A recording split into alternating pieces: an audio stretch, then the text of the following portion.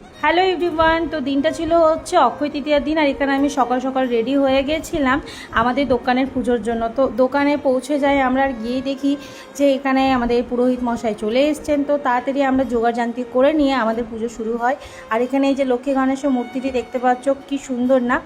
এই মূর্তিটি হচ্ছে কৃষ্ণনগরের, আর প্রত্যেক বছরে কৃষ্ণনগরেরই মূর্তি হয় আমাদের। আজকের দিনটার জন্যই আমরা প্রত্যেকটা বছর অপেক্ষায় থাকি, যেহেতু আজকে অক্ষয় তৃতীয়া। আর তোমরা অনেকেই জানো যে আজকের দিনে যে কোনো শুভ কাজ, দান, কেনাকাটা সব কিছু অক্ষয় এবং অসীম থাকে, মানে চিরস্থায়ী থাকে। আর আজকের দিনেই হচ্ছে বিষ্ণুর যে ষষ্ঠ অবতার পরশুরামের জন্ম নিয়েছিলেন আজকের দিনে।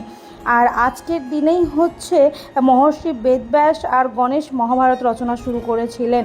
এবং আজকের দিনে শ্রীকৃষ্ণ পাণ্ডবদের অক্ষয় পাত্র উপহার দিয়েছিলেন, যা থেকে চিরকাল অন্ন পাওয়া যেত। আজকের দিনটার আরও অনেক মাহাত্ম্য আছে, বললে শেষ হবে না। আজকের দিনেই হচ্ছে রাজা ভগীরথ এই দিনেই গঙ্গা দেবীকে মর্তে নিয়ে এসেছিলেন। এবং সহজ কথায় বলতে গেলে অক্ষয় তৃতীয়া হলো একটা নতুন কিছু শুরু করার, দান ধ্যান করার এবং ঈশ্বরের আশীর্বাদে জীবন উন্নতি ও সমৃদ্ধি কামনা করার দিন।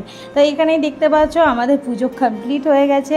আর এখানে আমি এবারে হচ্ছে ফল প্রসাদ সবাইকে দেবো। আশেপাশে আমাদের যত দোকান আছে সবাইকে দিতে হবে, তো তাই আমি এখানে জোগাড় করছি। আর সবার শেষে আমি নিজে ফল প্রসাদ গ্রহণ করছি।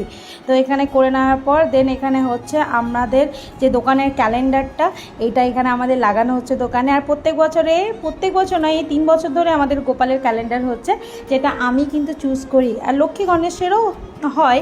আর এখানে হচ্ছে এই যে বাবান আর আমরা সবাই মিলে দেখতে পাচ্ছ কাজে লেগে পড়েছি, মানে আমরা হচ্ছে ক্যালেন্ডারগুলো ফোল্ড করে দিচ্ছি। তারপরে লেগে গেছিলো খুব জোরে খিদে, আর আমরা চলে গেছিলাম চাচিতে কচুরি খেতে, কেন কি প্রায় 12টা বেজে গেছিলো। আর এইভাবে আমাদের অক্ষয় তৃতীয়ার দিন সকালটা আমরা এইভাবেই কাটালাম। আবার দেখা হচ্ছে আমার অন্য কোনো ভিডিও।